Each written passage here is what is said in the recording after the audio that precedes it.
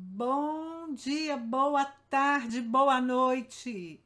Alors, nous sommes aujourd'hui dans notre live 47 déjà.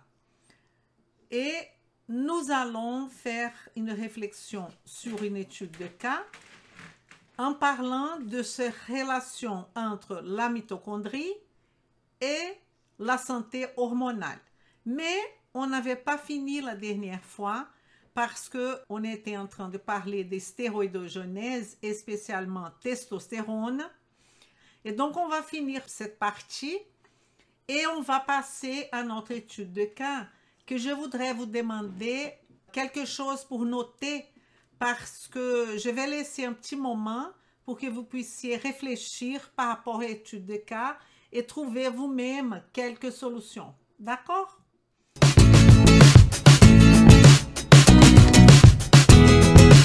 Vem comigo! Alors, je me présente, je suis Elisa Marceau, chirurgienne dentiste, naturopathe, formatrice spécialisée en nutrition fonctionnelle. Et je vous montre de A à Z comment appliquer la nutrition fonctionnelle et transformer de vie, la vôtre et celle de vos patients. Cette chaîne, elle a été conçue et faite pour vous, professionnels de santé, pour vous qui êtes en train de faire votre cursus comme professionnel de santé, soyez-vous médecin, ostéopathe, chiropracteur, naturopathe, coach sportif, tout le rapport que nous pouvons avoir avec l'être humain, cette chaîne, elle est pour vous. Et on a déjà parlé du rapport de la mitochondrie. On a parlé aussi d'une autre organite qui est le réticule endoplasmique lisse. Je voudrais renforcer ça, que quand on parle de stéroïdogenèse, c'est impossible de ne pas parler du réticule endoplasmique lisse, qui est une partie qui va rentrer dans cette stéroïdogenèse. Une partie en termes d'organites. Et on a parlé des zones surrénaliennes, que cette mitochondrie et ce réticule endoplasmique lisse sont dans ces zones-là.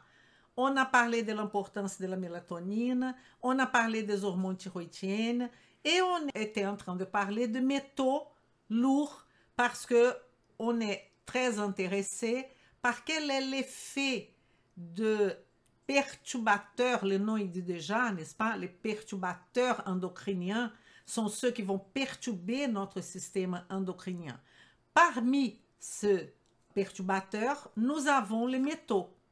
Et les métaux affectent alors la stéroïdogenèse et on était en train, je vais vous localiser, en train de parler de la production de la testostérone par les cellules de Leydig. En allemand, je pense que ça se dit Leydig, qui sont des cellules localisées au niveau du testicule. Et vous savez que la testostérone est indispensable à la virilisation en conjonction avec la FSH qui va faire le déclenchement de la spermatogenèse, c'est-à-dire la formation des spermatozoïdes. Donc, je vais vous parler de quelques métaux lourds qui sont très importants et qui vont faire une liaison avec notre étude de cas d'aujourd'hui. Vous savez que je suis chirurgien dentiste à la base, donc je vais vous parler de ça. Alors, un exemple qu'on va donner, c'est le mercure. À mon époque, quand j'étais étudiante au Brésil de odontologie, on prenait le mercure comme ça pour faire l'amalgame. On mélangeait avec nos mains, il y avait un petit pot qu'on faisait comme ça, mais on avait zéro de précaution. Zéro. Mais le mercure, l'amalgame, et là, il y a pour enlever les plombages, né? Cette expression, c'est une expression que nous, les dentistes, on n'utilise pas. Plombage, ça vient du mot plomb, n'est-ce pas? Que la population utilise. Nous, on va enlever les amalgames, les obturations, et la question est l'enlèvement sans protection et aussi l'enlèvement de amalgames qui font des années qu'ils sont déjà dans la bouche de la personne. Donc, le mercure, il va endommager les mitochondries. Il va affecter, s'il va endommager la mitochondrie, vous vous rendez compte de tout ce qui peut se passer. Mais il va aussi endommager, alors affecter la stéroïdogénèse. Et la vitamine E, elle se montrait très efficace, la vitamine E, comme une protection contre le mercure. Ça, c'était une étude de 2009 qui a été faite chez les rats. Il faut bien dire les choses comme elles sont.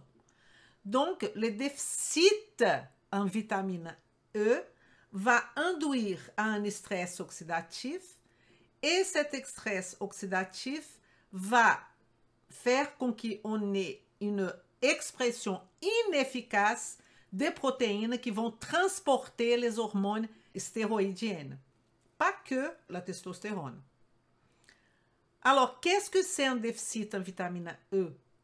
Un déficit en vitamine E, si vous regardez, vous savez que quand vous faites un bilan sanguin, vous aurez des valeurs qui sont des valeurs considérées statistiques, n'est-ce pas? Valeurs de référence. Mais nous, dans la nutrition fonctionnelle, on ne travaille pas avec les valeurs de référence.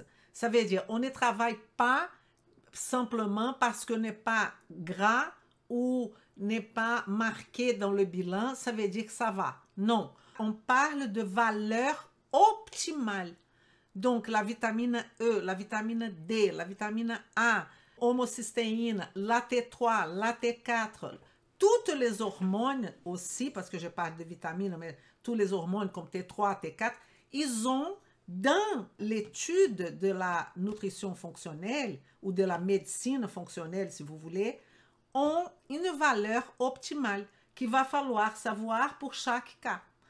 Donc, on peut, en cas de vraiment de déficit de vitamine E, elle ne va pas avoir que ça comme conséquence.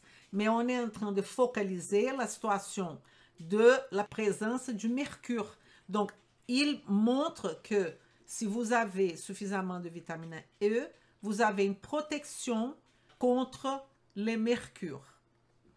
Bisphénol A. Après, on va revenir à l'histoire de amalgame. Bisphénol A. Bisphénol A, c'est quelque chose qui est présent dans le plastique, est présent dans la reconstitution de l'émail dentaire. Bisphénol A, ça c'est la grande lutte aujourd'hui de dentistes conscients, de dentistes diamants, de dentistes fonctionnels, de faire des études sur les matériaux qui sont utilisés pour les dents, comme par exemple la restitution de l'émail dental qui a en plastique, qui a l'utilisation de résine, qui a l'utilisation de bisphénol A. Toutes les bouteilles d'eau, bouteilles de bicarbonate, la partie interne de boîtes comme boîte de champignons que vous achetez prêt, la partie interne, papier de la caisse a du bisphénol A. Tout ça, les études nous montrent qu'il y a une diminution de la testostérone et une augmentation de l'aromatase. Qu'est-ce que fait l'aromatase? Elle va agir en transformant la testostérone en estrogène. Et donc, pour les hommes, un excès d'aromatase, le mec va devenir plus féminin. Et donc, quand il gagne du poids, par exemple, il y a même ceux qui ont des seins. Et le format, quand ils vont devenir, par exemple, un vrai surpoids, ils peuvent gagner de graisse exactement avec la même localisation de femmes. Et les femmes, c'est tout le contraire. C'est que quand l'aromatase ne fonctionne pas, on va avoir une femme plutôt masculinisée. OK? Ça sont des situations qu'on va voir la présence du bisphénol A. Vous voyez? Ça, bête. Là, c'est ça, c'est la boîte que je voudrais vous parler. Et là sont les bobines pour la caisse qui ont les bisphénols. Et donc, je voudrais vous parler un petit peu de l'arsenic. De l'arsenic, par exemple. Si je parle de l'arsenic, il y a aussi des travaux scientifiques, plutôt sur le rat, qu'il y a une diminution du glutathion testiculaire. On est en train de parler de la situation des hommes. C'est un exemple de l'effet de la mitochondrie sur les hormones. Et là, je suis en train de parler de l'effet de perturbateurs endocriniens sur la mitochondrie dans les cellules de Leydig des testicules des hommes. C'est clair. Et là, je parle de l'arsenic. Et donc, il y a une diminution du glutathion testiculaire. Prévention, vitamine C. Tout ça, ces études, quand c'est des études humaines, je dis. Mais quand c'est des études sur les animaux, je dis aussi. Et ça, c'est le cas de la prévention, en termes de prévention, sont effectivement les études sur rats. Et c'est clair, on n'est pas des rats. Mais c'est déjà quelque chose qui va, et qui dans la clinique, on va prendre l'histoire du patient et on va voir qu'il y a tout un rapport de conséquences graves parfois de métaux lourds avec le corps, l'organisme humain. Et je vais faire ici tout simplement, il y a 3 couleurs. Les couleurs sont par rapport ici, on a les métaux lourds, ok? Les bleus, on va voir tout ce qui est insecticides, herbicides, etc.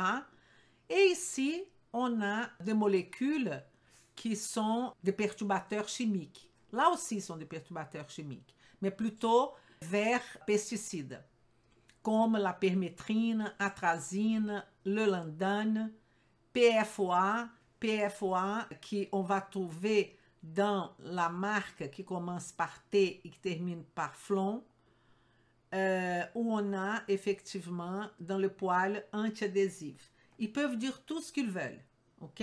Mais le poil antiadhésif, le fait de mettre des substances.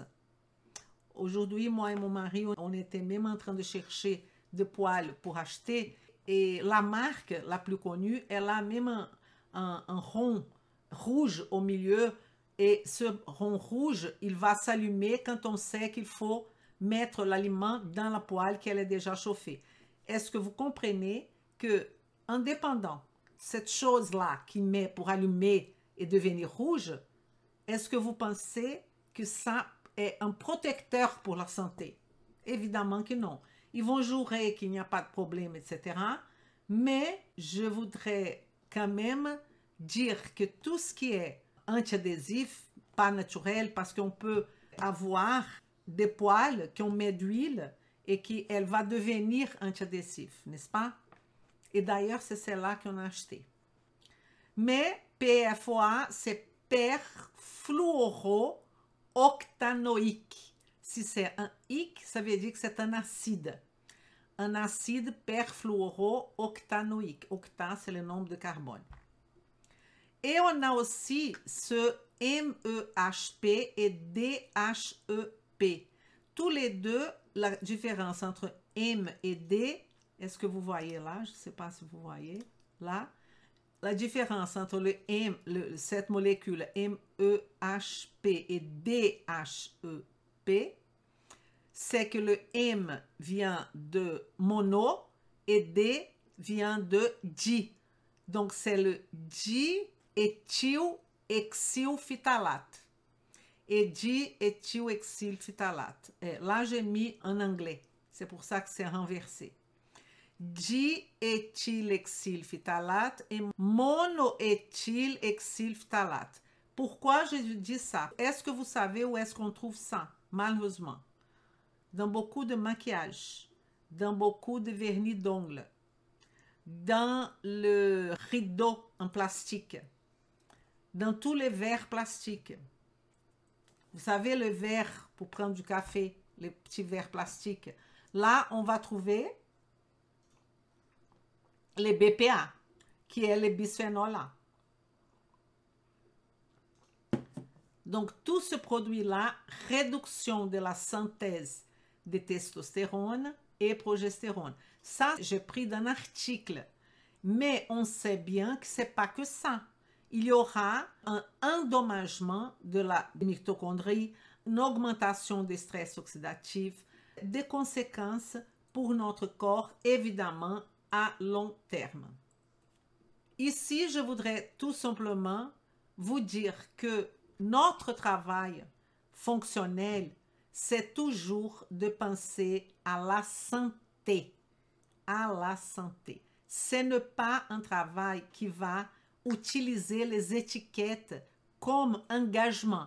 Qu'est-ce que je veux dire par là? Ça, c'est hyper important. Parce que parmi mes élèves, il y a quelques-uns ici, il faut qu'on trouve quel est notre avatar, qui est la personne qu'on va s'engager, n'est-ce pas? On ne peut pas s'engager avec un bébé, avec la mère du bébé, le père du bébé, une adolescente, les personnes âgées, les femmes enceintes, les femmes préménopausées et les femmes non ménopausées. On ne peut pas devenir expert de tout. Et donc, on va s'engager auprès d'une population spécifique qui s'appelle Avatar et on aura une home. Home, c'est votre promesse. Quelle est votre promesse? Et donc, je voudrais revenir à cette question de la promesse parce que je note et j'observe que quand je demande aux gens qu'est-ce que vous faites, quelle est votre promesse, ils n'ont rien à me dire. Comment ça, quelle est ma promesse? Vous engagez auprès de votre client ou de votre patient pour solutionner quelque chose, pour donner une solution à quelque chose. La question qui va se poser est que, par exemple, si vous êtes naturopathe et vous dites « je m'engage à accompagner les personnes qui ont hypothyroïdie », exemple. Déjà, vous accompagner une personne ne me fait pas aller chez vous. Est-ce que vous comprenez ça? Quand vous engagez à m'accompagner, je ne veux pas être accompagné, je veux une solution. Et cet langage de dire j'accompagne l'hypothyroïdie, donc ça veut dire que vous accompagnez une maladie.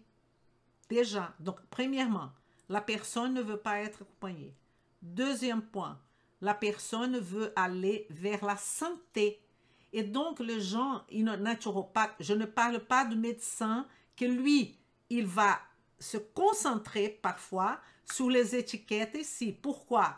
Parce qu'il est neurologue, parce qu'il est hépatologue, urologue, pneumologue. Donc, un pneumologue va regarder que la maladie de poumon. Il ne va pas regarder une autre chose.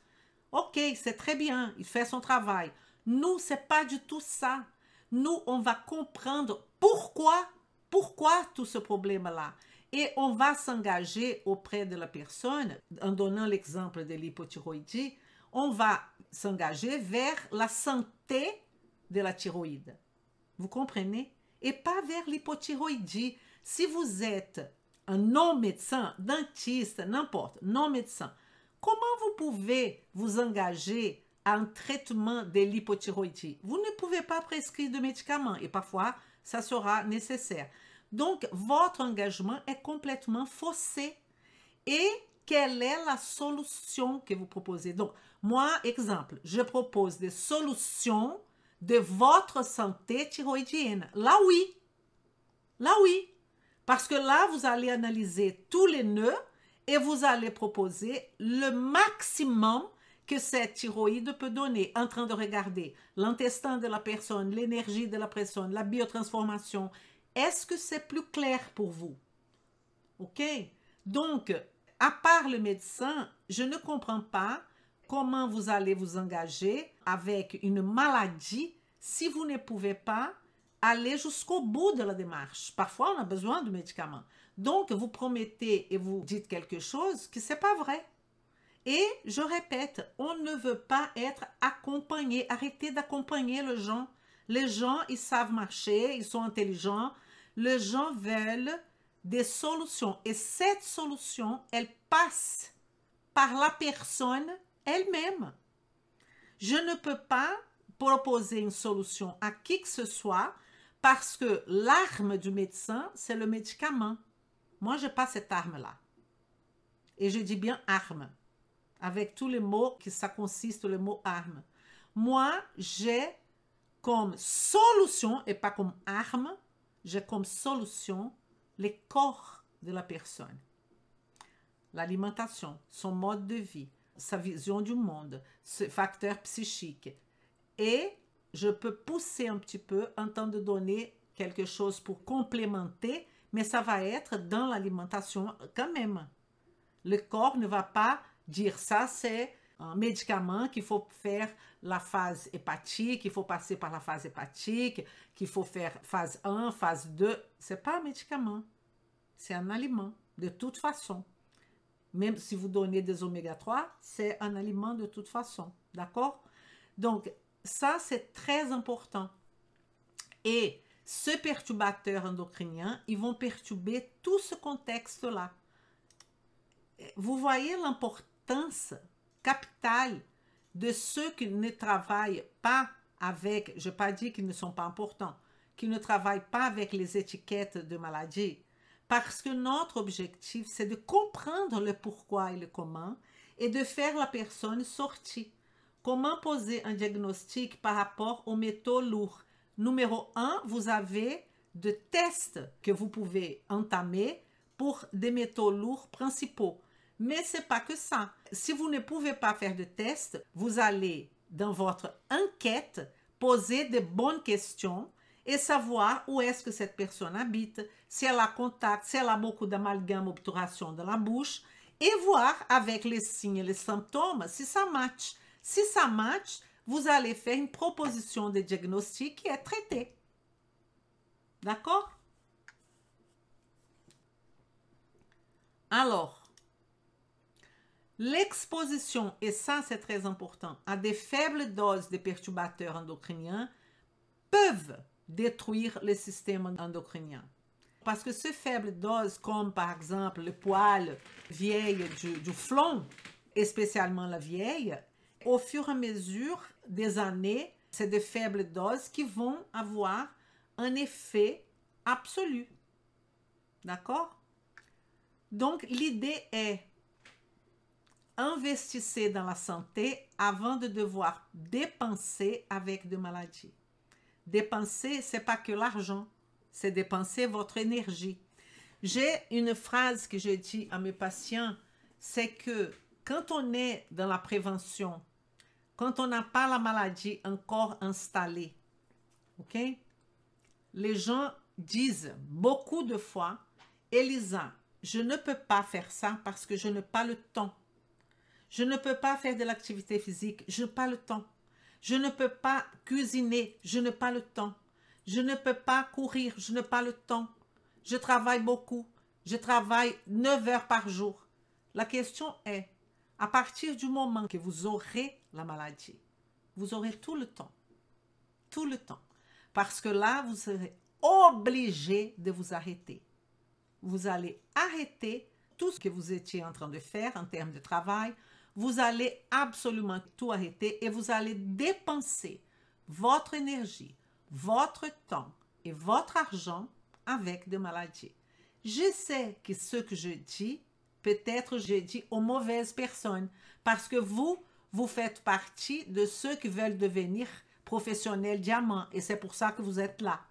Mais je laisse le message parce que vous pouvez utiliser ce message que je suis en train de vous dire, vous pouvez la répéter ailleurs. C'est très important. Et là, je vous montre la situation de comment s'occuper de nos hormones. Il faut s'occuper de nos hormones et eux vont s'occuper de nous. On a commencé en train de parler de la relation mitochondrie-hormones. Maintenant, on a été, et tout le monde, en tant que professionnel de santé, on a été entraîné, on a été formé, moi en tant que dentiste, vous médecins, tout le monde, on a été, les naturopathes aussi, pour traiter de maladies, pour traiter des équilibres. Comment? En cachant les symptômes. C'est-à-dire, j'ai mal à la gorge, je prends quelque chose pour plus avoir mal à la gorge. Mal à la gorge, c'est un signe, un symptôme. J'ai de la fièvre, je vais cacher la fièvre. J'ai des éruptions, je cache les éruptions. Et ce n'est pas du tout ça la médecine et la notion de santé de la modernité. On n'est plus là. On est tout simplement victime d'un système. Nous tous, je ne suis pas en train de critiquer un groupe. On a été tous formaté pour ça. Et vous aussi, parce que remarquez bien qu'à chaque fois, vous me demandez, qu'est-ce que je donne pour le diabète? Qu'est-ce que je fais pour... Vous êtes très préoccupé avec l'étiquette. Vous êtes beaucoup moins préoccupé avec la cause de l'étiquette. Vous êtes beaucoup moins préoccupé pourquoi cette personne présente ce tableau clinique. Vous voulez tout de suite traiter le tableau clinique et pas comprendre le pourquoi. Et je vous dis, si vous voulez avoir une agenda absolument pleine de clients, si vous voulez faire partie des professionnels de santé du futur, qui sont des professionnels de santé que j'appelle diamants, il faut absolument que vous preniez compte que la personne qui a son problème hormonal, n'importe lequel, ok, en regardant la matrice, est-ce qu'elle a un sommeil adéquat? Est-ce qu'elle a une grosse consommation de toxines? Est-ce qu'elle est désinflammée? Quelles sont les conditions mitochondriales optimales qu'elle doit avoir? Est-ce qu'elle a des inflammations? Les cytokines seront là. Et les toxines, qui sont des cytokines inflammatoires à la fin, elles vont tout simplement enlever, faire la déplétion du glutathion, qui est quelque chose de sublime, parce qu'on a besoin du glutathion pour plusieurs raisons. C'est un antioxydant fantastique, n'est-ce pas? On a en termes de nutrition, cette personne-là qui a le problème, est-ce qu'elle prend des crucifères? Est-ce qu'elle fait de l'activité physique? Une personne sédentaire diminue le glutathion indirectement parce qu'elle va avoir un problème de manque d'oxygénation. En revanche, est-ce qu'elle fait trop d'activité physique? Elle va avoir un excès de stress oxydatif. Donc, tout ça fait du sens. Il faut que ça fasse du sens. Son rapport avec le travail, son rapport avec la famille, son rapport avec la nature. C'est une personne qui travaille dans un environnement absolument toxique. Est-ce qu'elle habite chez elle? Est-ce qu'il y a des personnes extrêmement toxiques? Donc, il faut s'occuper. Et là, je vous dis que ça, c'est effectivement une vision globale de la personne. Mais vision globale, ce n'est pas la vision globale qu'on dit, ah, je prends la personne comme entière. Mais qu'est-ce que vous faites concrètement dans votre pratique clinique pour prendre la personne? La réponse, je vous dis tout de suite, elle est là. C'est la matrice. Vous allez connaître les antécédents, vous allez connaître les déclencheurs, les médiateurs, tous les nœuds, comment travailler tout ça. Et donc, vous avez un tableau complet de la personne. Et plus, vous savez qu'est-ce que c'est prioritaire en termes de traitement. Et là, vous allez dire, je commence par l'intestin. Oui, oui, mais parce qu'au fur et à mesure que vous allez apprendre, que vous allez développer, vous allez voir que parfois, il faut commencer plus d'une chose, plus d'un nœud biologique et pas que l'assimilation. Mais en termes didactiques, pour commencer, évidemment, on va commencer comme ça. Donc, on a tous ces éléments biotransformation. Si c'est une personne qui tous les matins a les yeux gonflés comme n'importe quoi, eh bien, elle a un problème de biotransformation. Est-ce que c'est une personne qui prend beaucoup de café? Elle aura un problème probablement de biotransformation. Et n'oublions pas que tout cela, aujourd'hui, on peut jouer avec la génétique. On a aujourd'hui la possibilité de regarder un petit peu les mutations, les SNPs, qu'est-ce que les gens présentent dans leurs gènes. Ça ne veut pas dire que ces gènes seront exprimés. Pourquoi? Parce que si vous avez tout ça, l'assimilation, l'intégrité, tous les nœuds biologiques, les émotions à un niveau optimal, et quand je dis au niveau optimal, vous n'allez pas imaginer un seul moment que j'ai dit que cette personne sera au top à 100%, 365 jours de l'année. Non, mais elle aura 70% de ce temps-là, 80%, même 90% de ce temps-là, elle sera au top. Vous qui me regardez, à combien vous êtes en termes de pourcentage de tous ces éléments-là? Parce qu'il faut dire quelque chose. Pour être un bon professionnel, il faut commencer par soi-même. Et comme je ne peux pas vous voir, je peux prendre la liberté de vous dire quelque chose. Si vous êtes en surpoids, vous, comment vous voulez donner du conseil à une personne qui obligatoirement va passer par baisser son poids si elle est en surpoids? Si vous-même vous êtes en surpoids, ça veut dire que vous n'avez pas réglé votre problème, n'est-ce pas? Je vois parmi mes élèves qu'ils disent, par exemple, je vais m'occuper d'allergie, un exemple, hein, une qui m'a dit, allergie pulmonaire. Ah oui, et pourquoi vous allez déjà, c'est le même cas de ce que je vous ai expliqué de l'hypothyroïdie. C'est une maladie. Mais bon, elle m'a dit ça, je vais m'occuper d'allergie pulmonaire. Pourquoi? Parce que j'ai. Mais vous avez réglé votre problème d'allergie pulmonaire? Non. Ben alors pourquoi vous pensez que vous êtes capable de régler alors? Parce que moi, par exemple, je travaille avec femmes ménopausées. Ça veut dire quoi? Que ma promesse, c'est que ma femme ménopausée, elle sera en termes physiques, et je vais m'expliquer, elle n'aura pas de ventre, elle n'aura aucun problème en tant que femme ménopausée. Elle va, comme on dit, 18 heures. Elle va devenir à ses 18 ans en termes physiques. Ah, Elisa, alors ça veut dire que vous êtes trop préoccupée avec les physiques. Pas du tout. C'est qu'une femme, je parle d'une femme ménopausée, qui n'y a pas de ventre, elle est en bonne santé. Je peux vous garantir ça. Et pour que la personne vienne à moi, c'est ça mon discours. Je n'accompagne pas. Je promets que vous n'aurez plus ce ventre-là. C'est clair. Mais quand je fais cette promesse, cette dame peut venir avec un problème de communication, une hypothyroïdie qu'il va falloir que je résoudre. Peut-être elle va venir avec un problème d'intégrité structurelle, qui vont tout ça impacter la question du ventre. Le ventre impacte tout ça et tout ce nœud va impacter le ventre. Peut-être elle a un intestin complètement pourri, il va falloir que je règle. Et donc il va falloir que je connaisse profondément tous les nœuds qui concernent la femme ménopausée. Tous les nœuds concernent tout le monde. Mais évidemment, une femme ménopausée, elle a un comportement psychique, elle a un comportement tout court qui est complètement différent. Elle a des expectatives, elle a des émotions qui ne sont plus du tout celles d'une femme de 20 ans. Et donc, c'est là la spécialisation.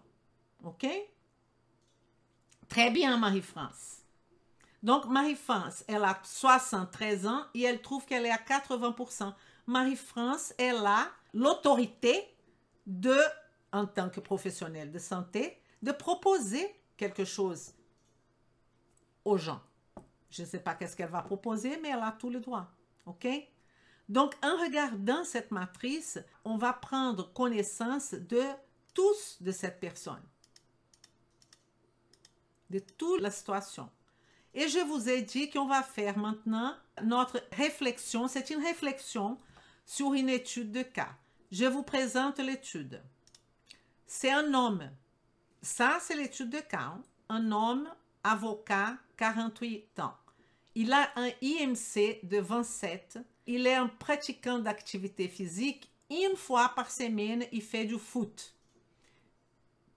Je voudrais vous dire que ça, c'est un patient à moi. OK? Il a commencé la musculation 3 fois par semaine depuis 20 jours, quand il est venu. La consultation avec la naturopathe, la dame qui vous parle, c'était la première fois qu'il a eu une consultation avec naturopathe. La raison de la consultation, selon lui, la fatigue s'est progressivement aggravée au cours des dernières années et difficulté d'augmenter la masse musculaire. Donc, il a pensé qu'en commençant l'activité physique, il allait avoir une augmentation de la masse musculaire en sachant qu'il faisait déjà du foot et il a commencé, ça fait 20 jours. Mais il a pensé aussi que la fatigue allait s'estomper. Et en fait, c'était plutôt le contraire. Il est devenu vraiment fatigué. Et c'est pour ça qu'il est venu me voir. OK? Donc, vous voyez qu'il fait un IMC de 27 et il fait activité physique, le foot une fois par semaine. Je ne vais pas vous dire beaucoup, mais moi, dans ma première consultation, j'ai construit la timeline, l'anamnèse, la ligne du temps de ces patients.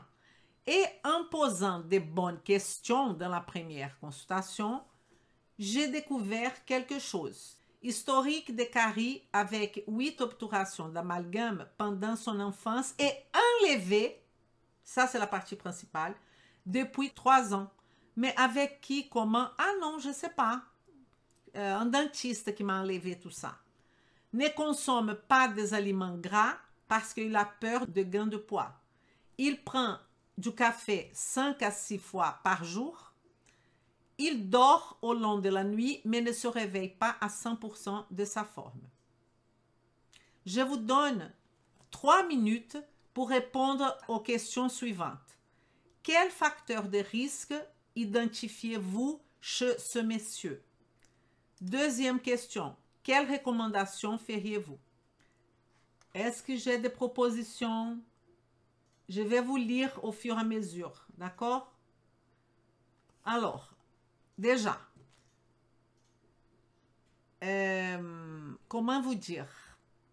Quand je vous demande quel facteur de risque identifiez-vous, il faut que vous appreniez, il faut apprendre à répondre à la question et aussi à raisonner votre cerveau d'une façon organisée.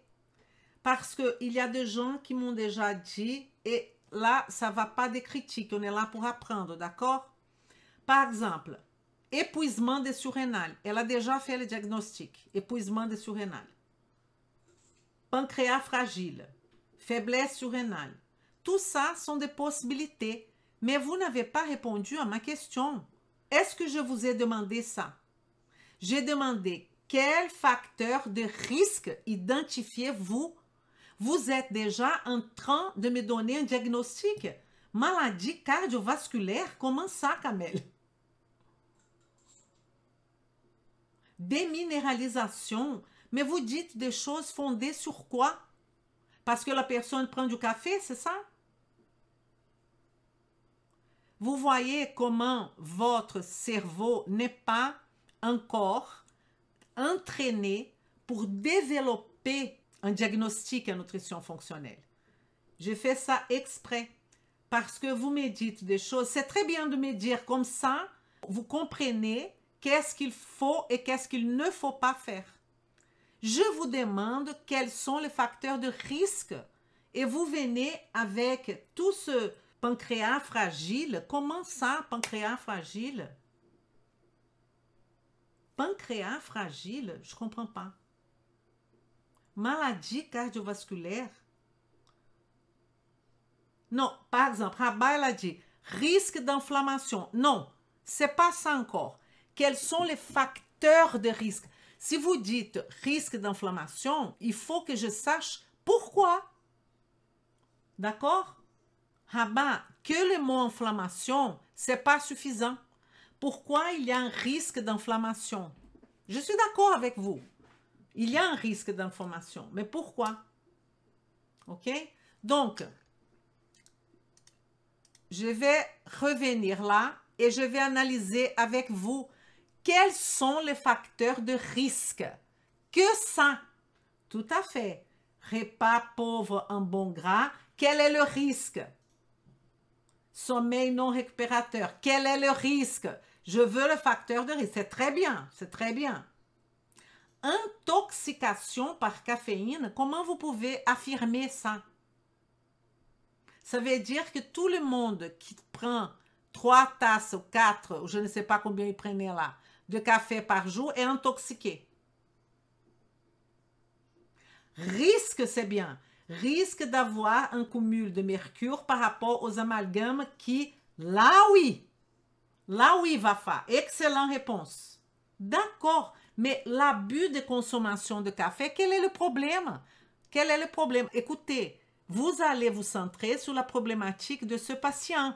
Ne commencez pas à donner tous les problèmes au monde. C'est pas ça. Regardons. Déjà, l'homme, il est avocat. On demande les gens leur profession, c'est pas pour rien. Personne ne m'avait dit ça. Là, on est en train de considérer les risques. Risques. Un risque, c'est que les avocats, normalement, une généralisation, sont des personnes stressées. Avocat est soumis à beaucoup de pression. 48 ans, c'est un autre facteur intéressant pour les hommes. IMC 27, il est en surpoids, il a libération des cytokines inflammatoires, il a présence inflammatoire de bas grade. Là, oui.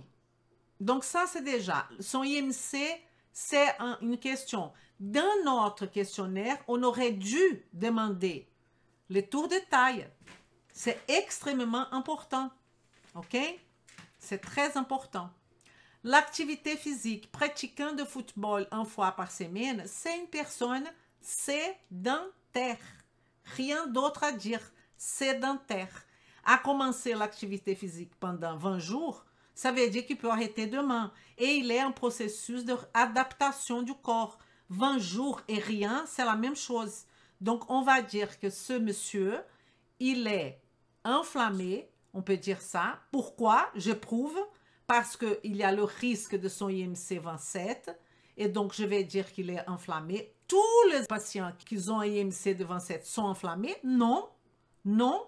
Vous avez des sportifs qui ont un IMC de 40 qui est que de muscles, qui ne sont pas du tout enflammés, n'est-ce pas? Donc, cet enlèvement du mercure, probablement, c'était abrupt, mais vous allez être sincère avec moi. Vous n'aurez jamais posé cette question. Et j'ai découvert, parce que j'avais une opinion déjà par où je devrais poser les questions. Et j'ai demandé s'il y avait eu un problème quelque part chez les dentistes. Et là, je lui ai forcé, c'est pas lui qui m'a raconté comme ça, qu'il m'a dit qu'il avait fait ses obturations. Donc, consultation, papa, raison de la consultation. Deuxième partie, historique des caries, c'est moi qui ai demandé, hein, avec 8 obturations pendant son enfance et enlevées depuis 3 ans. Cette partie enlevée depuis 3 ans, c'est extrêmement important parce qu'il y a eu un enlèvement de mercure de façon abrupte. Il ne faut pas faire ça, c'est mieux de le laisser là, de ne pas enlever. OK? Ne consomme pas des aliments gras. Ça, c'est la croyance de la majorité des patients. Ils pensent qu'ils vont perdre du poids. C'est l'illusion s'ils ne mangent pas de gras. Et vous savez bien qu'ils ne vont pas manger de gras. Et là, c'est un risque aussi inflammatoire parce que vous savez que l'oméga 3, il est plutôt anti-inflammatoire. Vous savez tous les bien-être de DHA au niveau du cerveau. Et donc, ne consomme pas des aliments gras. Et là, je pense à la fatigue. Je pense à ma mitochondrie. Mais on va y revenir. Alors, quel est le problème de l'excès de café pour ce mec-là qui m'a raconté cette histoire-là? Fatigue aggravée, cours de dernières années, difficulté d'augmenter la masse musculaire. Là, je peux penser à la testostérone. OK? Pour un homme qui a difficulté d'augmenter à 48 ans, il n'est pas vieux, il est bien, 48 ans. C'est important cet âge. Et là, vous pouvez penser. Et là, quand il me dit qu'il boit quand même 5 à 6 tasses de café par jour, je peux dire que ça, c'est un risque, on parle de risque, que le café accélère la conversion de la testostérone en estrogène. Il va donner de la puissance à l'aromatase. D'accord?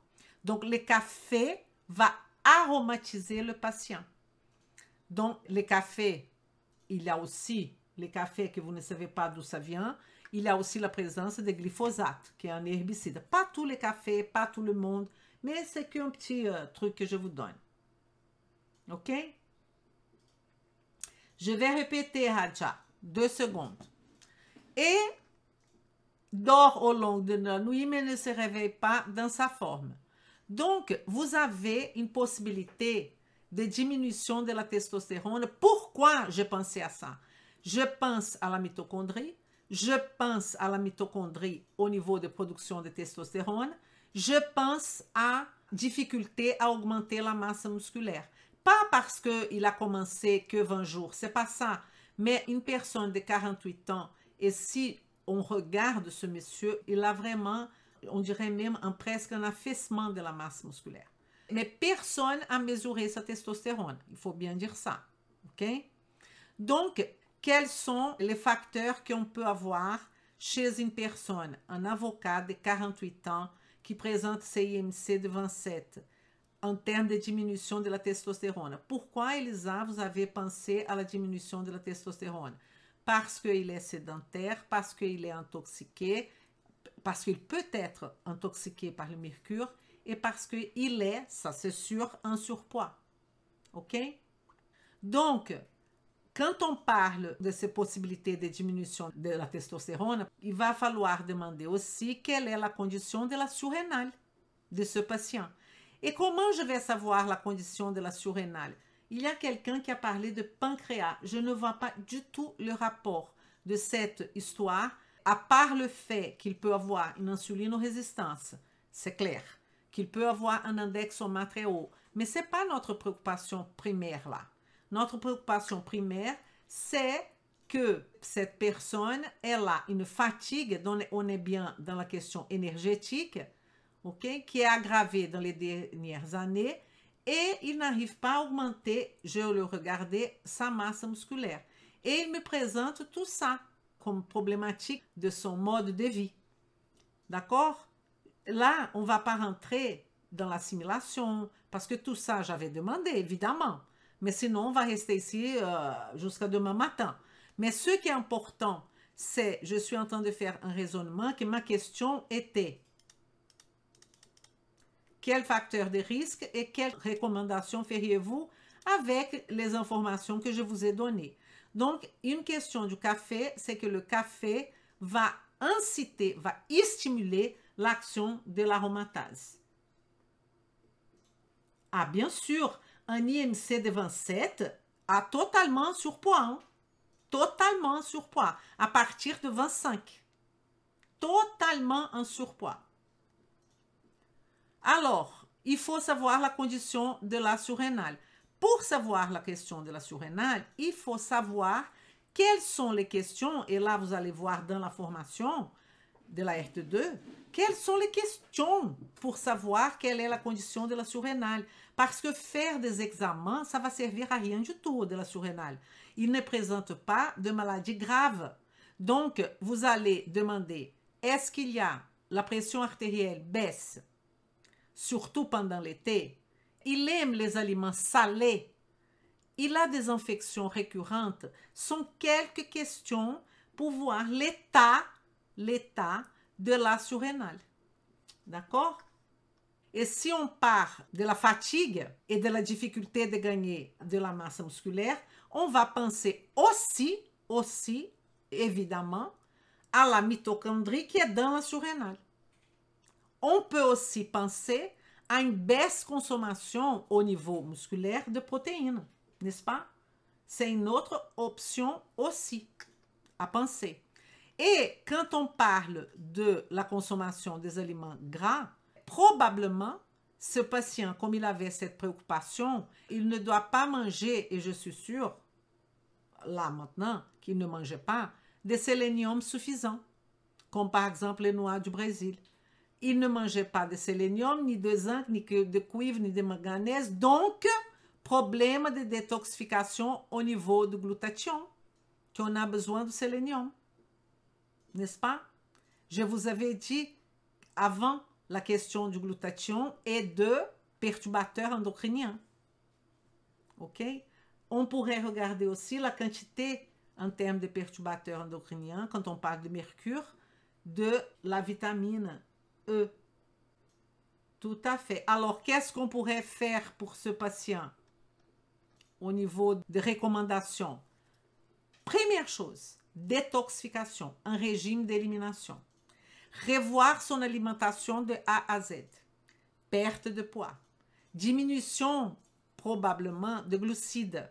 Parce que s'il ne mange pas de gras, ça veut dire qu'il mange de glucides. Il faut manger quelque chose parce qu'il est en surpoids. Diminution de glucides. Peut-être augmenter les protéines, je ne sais pas. Diminuer les protéines, il faut voir la quantité de protéines qu'il mange. Si le peu de protéines, peut-être, peut expliquer la question de la difficulté d'augmentation de masse musculaire. regardez si ces protéines respectent au moins 1,2 g par kilo, d'accord, de poids. Est-ce que ce patient s'hydrate? Je n'ai pas parlé de ça. Et il a besoin de 30 ml par kilo, 30 à 35 ml par kilo par jour. Donc, si lui, il est en surpoids, ok, vous allez mettre 2,5 litres par jour. Et le café, on va déjà enlever pour une période parce que je vous ai dit qu'on va proposer un régime d'élimination, de détoxification. D'autres choses que j'utilise moi, la vitamine E, comme je vous ai dit, les amandes, l'avocat. Attention, hein, les amandes, il est en surpoids, hein, en petite dose. La question du stress, qu'est-ce qu'on va faire à propos de ça? L'activité physique avec régularité, qu'est-ce qu'on va faire à propos de ça? Il a un monde à travailler. Et il faut effectivement, derrière cette demande de la fatigue, ce monsieur, en vrai, il en avait marre de son travail.